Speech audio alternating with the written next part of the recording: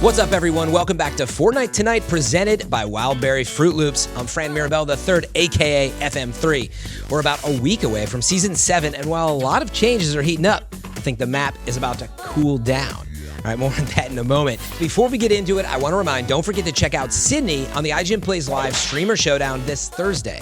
Last week, we had Run JD Run and Sam Basher compete in a hang time challenge. This week, we have another very special guest that you won't want to miss. Don't forget to cast your vote now for this week's Wildberry Fan Challenge. Make sure to head over there by Tuesday at wildberry.ign.com.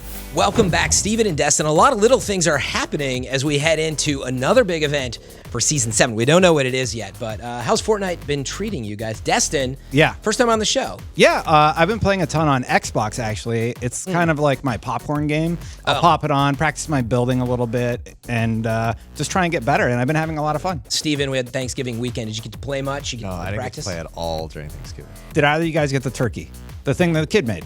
Oh, the skin? Oh, the skin. Yeah. Oh, we are going to talk about that. That is a perfect segue, actually. Right. So let me give a quick overview of what happened, why everyone was stuffing their faces here in the States for the holidays. In another collaboration with Disney, I'm sure you all remember Thanos. Well, now Wreck-It Ralph has showed up on the Risky Reels silver screen. It was brief, but suggests we may see more of this. And just in time for Turkey Day, Epic added a new foul-looking skin. You get it?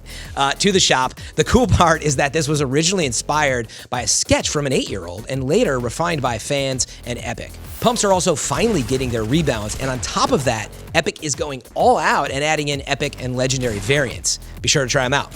Last but not least, I am not giving up on my dream of a winter wonderland for Season 7. If you look south of the map, there are storm clouds brewing. We're going to talk about that. Leaks also suggest fog and snow is on the way. Guys, have you heard this? Have you seen this? There's storm clouds brewing south of Lucky Landing. There is. I think you're seeing things. People found files that say fog. They also found audio files that say snow crunch. Well, if there are files and data mine leaks, then it's probably coming. They've made mistakes before, like with the target range. That actually wasn't one of the challenges one week. We thought it would be with some of the data mining. So maybe this is just a misdirect. Anything could happen. But I was throwing it back out there because I really want to see it for winter. We got the Winter Royale. We've got actual winter here in the States and, you know, the Northern Hemisphere. It definitely makes sense. It makes a lot of sense, and they never really truly realized, I think, that whole holiday winter vibe back in season, it was like 1 moving into 2 when you think about how long ago it was now. I would like to see sleighs. I want to see the return of the grenade launcher that makes that goofy sound and everything in between with the lights and all that. Also, pumps. All right, let's talk a little bit about this. But they're just coming back. Are you guys excited now that pumps are back? I kind of like them broken. Yeah. I mean, we have to try them out. But, like, is this what you've been waiting for in terms of, like, change in gun design? When you say they're coming back, they're not like coming back. They're changing the consistency of it. Freudian slip. Yeah. I want them to sort of be back in a state where people don't complain about damage 7 as much. Yeah. So what they're gonna do is, like, each pellet does 10 damage, and I believe up close. That's what they're fixing. A minimum of 3 pellets hits. Yes, exactly. Before the range drop off. Yeah. So you're always gonna hit 30, and you're not gonna hit like 7s or 9s. Up close. Yeah. But the range is actually getting a bit of a nerf. Yeah. So we got to try them out. We'll talk about it more next week's show. But I'm hoping the consistency is there. Yeah. If the range gets a nerf, that's a big positive because everybody, like, that's a needed weapon. You need your shotgun and your loadout every time. All right, the last thing is the Wreck-It Ralph stuff. I didn't get to witness it myself, but he shows up sort of on the silver screen in Risky Reels. It happened over the weekend to cross-promote the movie, I think. But if you remember it, Disney and Thanos, they worked together to put him in the game as a mode.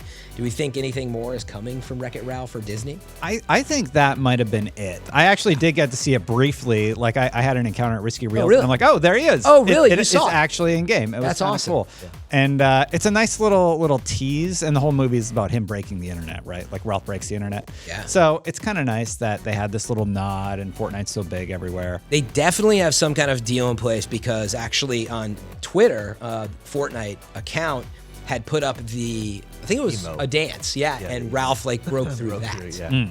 And Okay. I didn't see the movie yet, but apparently they go and they see Fortnite in addition to dog on skateboard type videos, and Fortnite's in there. So I think maybe it was just a cross promotion, like you're saying. I like it though. I like that subtle inclusion of Wreck-It Ralph. Let's talk about the Winter Royale. There's a storm brewing. A lot of players are upset with the state of the qualifiers. It's not looking good from the talk of poor timing over Thanksgiving and potential cheaters. Stephen, what is going on out there? When you nail it on the head, they kind of like dropped this huge bomb like 4 or 5 days before Happy Thanksgiving. Thanksgiving, and that's crazy because like a lot of people don't have the time to play over Thanksgiving weekend. That was the first issue. Yeah. A lot of players are having. And then they ran into since it's not regulated and it's not LAN, there's a lot of lag spikes, which are pretty bad. I don't know why, but there's moments in the game now after the recent updates where you completely just freeze for like 5 seconds. Yeah. Pitches. Yeah. Well, it's insane how bad it is. All of the gameplay is freezing for you? Yeah, you'll just freeze for 5 seconds, nothing happens, and then you'll like teleport.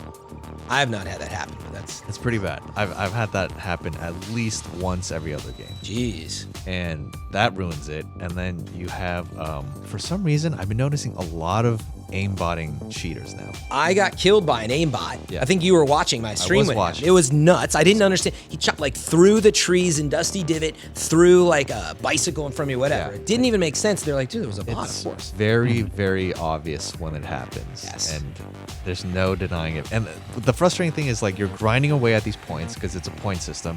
You get to top 10. It's a very, very sweaty match because it's skill-based matchmaking because it matches you against players with the same amount of points you have. You're playing your heart out, and then you're in top 10 and you just get mowed down by an aimbot. Yeah. So it seems that people are getting away with cheating in the middle of qualifiers. That's the issue. That's a huge issue. Yeah, Epic like, has to be like all hands on deck. It's not to fix it. regulated because it's not LAN. Yeah. And the problem is like one game can make the difference between you qualifying or not. I think the cutoff was 29 points, and a lot of people had 28 points. And if they didn't die to an aimbot, or if some guy didn't stream snipe or things like that, there's a lot of issues. Like for instance, like a lot of people, when they're getting shot at and they know they're gonna die, they'll just back out of the game, or they'll just jump off, and so the other person doesn't get the kill, so they don't get the point. And it's just like, Don't you lose anything for that in Winter Royale? there's no con to that guy killing himself. There's only a con to that guy not getting the kill, right? Because he misses out on the point, or he or she misses out on the point, but the person who dies and kills himself just launches up a new game. Yeah. So it's a mess. They definitely have work to do in terms of the aimbot stuff. I think that's the biggest thing that they need to address because it is addressable. They've somehow got to be able to get ahead of the hackers, detect this stuff. That is the worst defense. I think on the other side, they just got to think about stuff like people want to spend time with their loved ones and saying, yo, I think in their minds, they're like, you have all this time off. Like now everybody can participate, but you're like, especially the really good players, they want to take a break. And I think they've really got to think about that stuff, or at least talk to the community first. So, okay. I did want to mention we are having the IGN Fan Fest presented by Wildberry Fruit Loops in Los Angeles on December 7th. So you and your friends can play some of the most amazing games of 2018, get early hands on some huge upcoming games with IGN personalities. Head over to this link and register. It's IGNFanFest2018.eventbrite.com. Lastly, let's talk about how there are so many skins in Fortnite. I'm sure I'm not the only one who's ashamed to admit how much I've spent on skins. So why are we doing this? What is the psychology? What is Epic doing right and wrong? So I'm gonna start with Destin, our guest. Yeah. How do you feel about all the skins? They don't affect gameplay really, for the most part. Well, I played on Switch with the default skin forever, Yeah. so I never played any Big money T when for I was playing on Switch. Yeah. And then I bought one Battle Pass, and I got a skin or two there. Battle Pass is great. So outside the Battle Pass, Yeah. meaning $15, $20, $8 skins, whatever. I spent this much money. Yeah, you've spent zero. Zero. So that's actually really good. I'm on the other side of that. There's Yeah. a lot more zeros and ones in front of that. Do you like it? Do you think they're doing it right?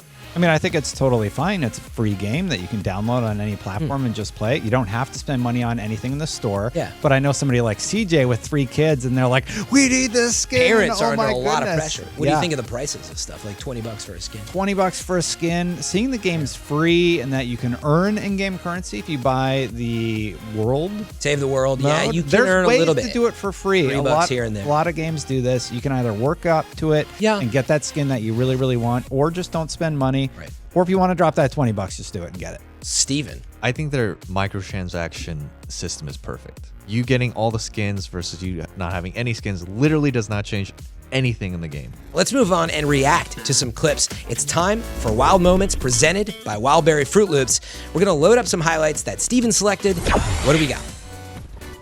What? All right, for starters, he's got a quad crasher on the trees in this seems Dusty fun. Divot. That's pretty dope. Wait, no, what? No. No, what? way. You should get extra points for that. That was incredible. He's still stuck. Wow. That was pretty good. That was pretty good. I appreciate that. I'm going to do this now. I'm going to steal his strat. This boosting is nuts. So did he plan this the whole time? I don't know. It's so calculated. It's disgusting. I'm calling aimbot. That's nuts. That's so good. We're going to do the next one here? Guess so. Oh, lots of points. Liking it. No. Oh, wow. What? Knocked? Wow. You know what the crazy thing 197. about this clip is? It's on mobile. No, what? Yeah. Oh, wait. This is on Is this like mobile? the same person? Oh my How god. about the UI? That's okay, that's Unbelievable. insane if it's on mobile. It is, yeah. That is so cool. I didn't know that you could like change seats midair. It's such a cool tactic. I want to like sneak up on somebody with like a pump shotgun. Are there controllers or something on mobile devices now? No, there's not supported yet. How did he do Boink.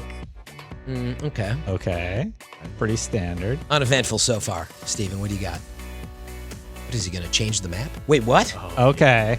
Wait, we've he seen used the this. jump pad?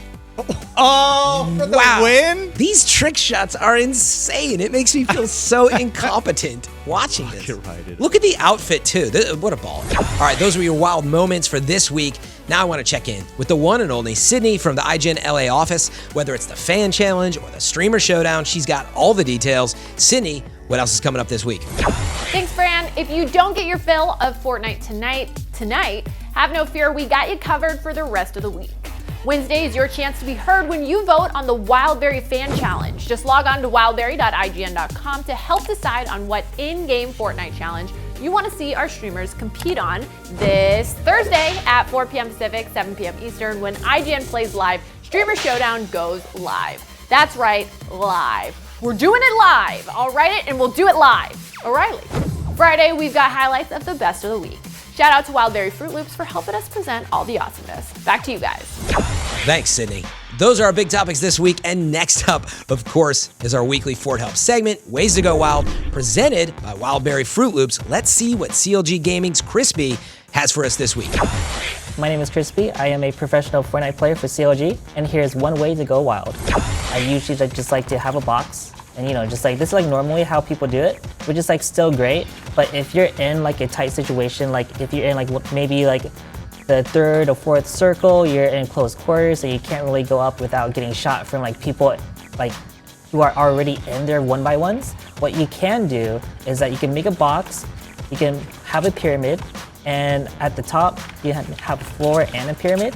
You can edit the floor and the pyramid to make an opening, and then you just make a box around that with the walls, because the walls can go through this.